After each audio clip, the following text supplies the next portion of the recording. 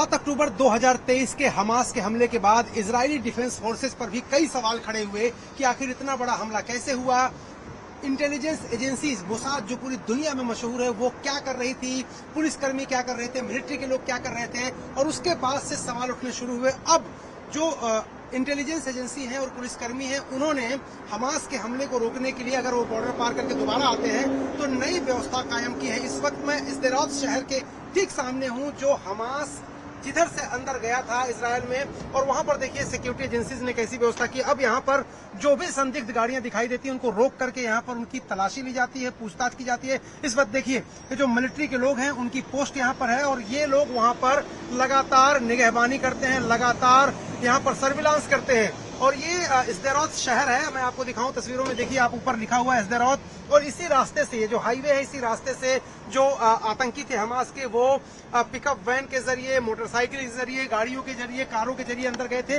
इसलिए अब यहाँ पर सेना का पॉइंट बना दिया गया। इजरायली झंडे आपको दिखाई दे रहे हैं, सेना के लोग दिखाई दे रहे हैं। हालांकि उन्होंने कहा चेहरा नहीं दिखा सकते आप, क्योंकि उनको उनकी सुरक्षा को खतरा हो सकता है आगे चल के, इसलिए चेहरा नहीं दिखे, उल्टा खड़े हैं वो लोग।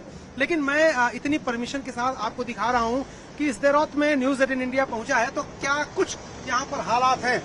इजराइल का झंडा देखिए दूसरी तरफ शान से लहरा रहा है, और ये झंडे आपको पूरे देश में जहाँ कहीं भी आप जाएंगे आपको दिखाई देंगे।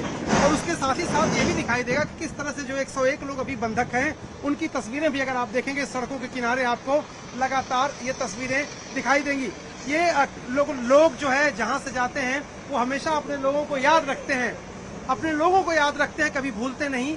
तो ये जो इजराइल की डिफेंस फोर्स का पोस्ट है यहाँ पे इस्तेराद शहर के ठीक सामने लगा है, ताकि अब कभी भी दोबारा हमास के लोग अगर अचानक हमला करें तो उनको यहीं पर रोक दिया जाए बैरिकेड के जरिए। और डिफेंस फोर्स के जो मोर्चे पर सैनिक हैं सब हथियारबंद सैनिक हैं, ये सारे हथियारबंद सैनिक हैं, लेकिन उनको दिखाने की मनाही है। लेकिन मैं आपको ये दिखा रहा हूँ ग्राउंड जीरो से न्यूज 18 इंडिया पर 7 अक्टूबर 2023 के हमास के हमले के बाद इजरायली डिफेंस फोर्सेस पर बड़े सवाल खड़े हुए थे, उनकी इंटेलिजेंस को लेकर, उनकी सुरक्षा को लेकर, और अब पुख्ता व्यवस्था कर ली है आईडीएफ ने किसी भी हमास के एडवेंचर से या फिर उसके हमले से निपटने के लिए।